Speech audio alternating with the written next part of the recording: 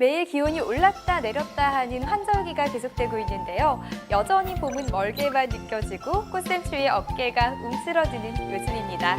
어깨 통증이 단순 날씨로 인해 발생하는 통증이라면 상관없겠지만 날씨와 별개로 지속적인 어깨 통증으로 고생하고 계신다면 오늘 이 방송을 주의 깊게 보셔야 할 것 같습니다. 오늘 이 시간에는 어깨 질환과 그 치료 방법에 대해서 알아보도록 하겠습니다.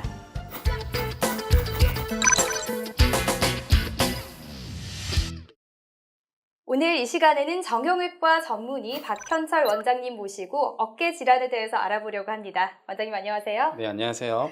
네, 원장님 오늘 주제가 바로 어깨인데요. 먼저 어깨의 구조에 대해서 설명 부탁드립니다. 어깨는 어깨 관절을 포함해서 관절 주변의 인대, 근육, 활액낭, 어깨에 분포하는 신경 등으로 이루어져 있습니다. 어깨 관절은 인체에서 가장 운동 범위가 크다고 알려져 있고요. 반면에 가장 불안정한 형태의 관절이기도 합니다. 그림을 보면서 자세히 설명드리겠습니다. 어깨 관절은 상완골, 견갑골과 같은 골격 구조의 회전근개라는 근육과 주위 인대에 의해서 이루어집니다. 따라서 이러한 근육과 인대는 그 안정성이 중요하다고 하겠습니다. 원장님, 종종 스트레스를 받으면 어깨가 뻐근하고 아플 때가 있거든요. 이런 어깨 통증의 원인은 어디에 있습니까? 어깨는 우리 몸의 관절 중 유일하게 360도 회전이 가능한 운동 범위가 넓은 관절입니다. 그래서 운동성이 큰 반면 불안정한 면도 크기 때문에 물건을 들거나 운전이나 걸레질을 하는 것과 같은 생활 속의 사소한 반복적인 동작으로도 어깨 심줄과 관절에 퇴행성 변화가 생길 수 있습니다. 요즘은 스포츠와 레저 문화를 즐기는 인구가 증가함에 따라 어깨 통증을 호소하는 환자가 증가하고 있습니다. 어깨를 과도하게 사용하거나 외상이 발생할 가능성이 크기 때문입니다. 특히 일상생활에서 어깨 인대나 관절의 퇴행성 변화가 발생한 경우에는 조금만 어깨를 무리하거나 가벼운 외상에도 큰 탈이 날 수 있습니다. 그 외에도 어깨 통증은 목 디스크와 같은 경추 질환이나 폐색전증과 같은 내과적인 질환으로도 발생할 수 있으므로 정확한 감별 진단이 필요합니다. 네, 일상생활에서 오는 어깨 통증이 어깨 질환의 원인이 되기도 한다니까 대수롭지 않게 넘겨서는 안 될 것 같은데요. 이렇게 어깨 통증으로 인해 발병되는 어깨 질환에는 어떤 것들이 있을까요? 네, 보통 어깨 질환이라고 하면 오십견을 떠올리시는 분들이 많은데요. 하지만 오십견은 질환명이라기보다는 주로 4, 50대의 어깨 통증과 함께 어깨 관절이 굳어가는 증상을 말합니다. 따라서 여러 가지 어깨 질환의 합병증으로 오십견이 발생할 수 있고 잘못된 생활 습관이나 내과적인 원인으로도 발생할 수 있습니다.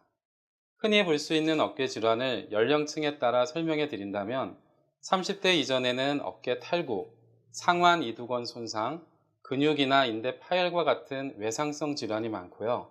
40, 50대 이후에는 회전근개 손상, 관절염, 석회성 건초염 등의 비외상성 질환이 많이 발병하게 됩니다. 네, 이 어깨 질환의 발병 양상이 연령층에 따라서 다르게 나타나네요. 그런데 원장님께서 앞서 말씀하셨듯이 오십견이라는 질환명은 많은 분들이 알고는 계시지만 그 질환에 대해서 정확히 알고 계시는 분들은 거의 없을 것 같거든요. 이 오십견은 정확히 어떤 질환인가요? 오십견은 어깨 관절의 관절낭이 염증을 일으키는 질환으로 유착성 관절낭염이라고 불리는데요. 어깨가 얼어붙은 것처럼 움직이기 힘들다고 해서 동결견이라고도 합니다.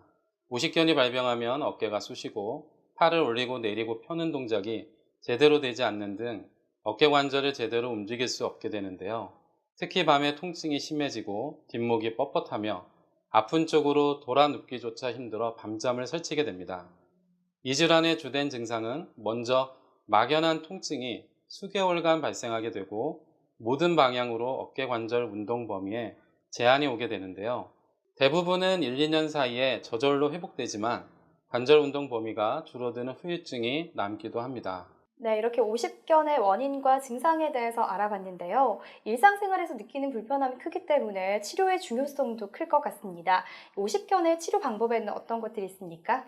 네, 오십견의 치료 방법에는 약물 치료 및 주사 치료, 물리 치료, 운동 치료, 수술적 치료가 있는데요.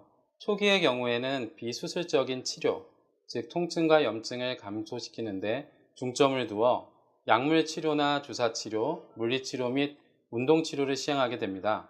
대부분의 환자들은 이러한 비수술적인 치료에 호전을 보이게 되지만 이러한 치료에도 통증이 호전되지 않고 증상이 심해지고 운동 치료를 효과적으로 시행할 수 없을 때는 수술적 치료, 즉 관절 내시경 수술을 시행하게 됩니다.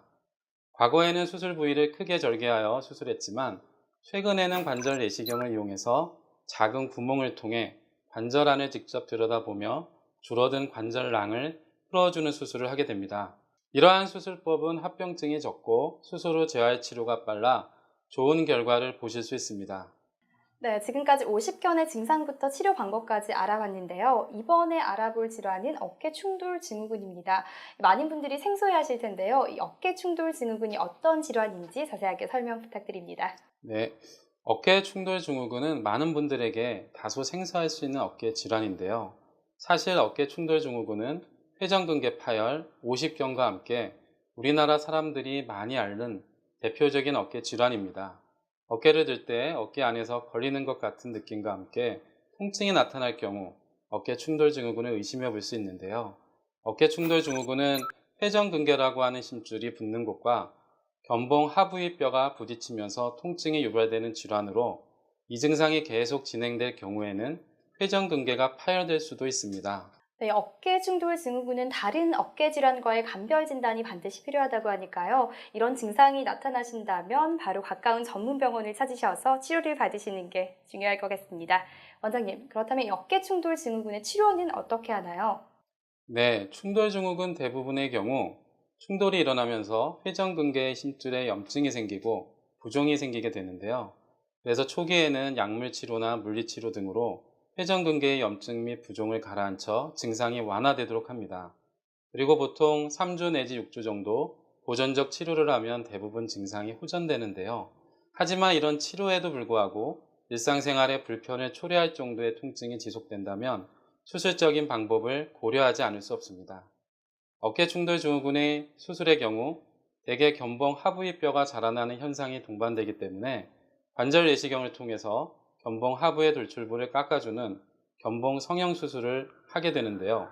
동반된 점액낭 염이 있으면 점액낭을 제거하고 인대 파열이 있을 경우에는 봉합을 하게 됩니다. 이런 관절 내시경 수술은 큰 상처 없이 3, 4개의 1cm 이내의 구멍을 통하여 이루어지므로 수술 후 재활 치료가 과거의 수술법에 비해 빠릅니다.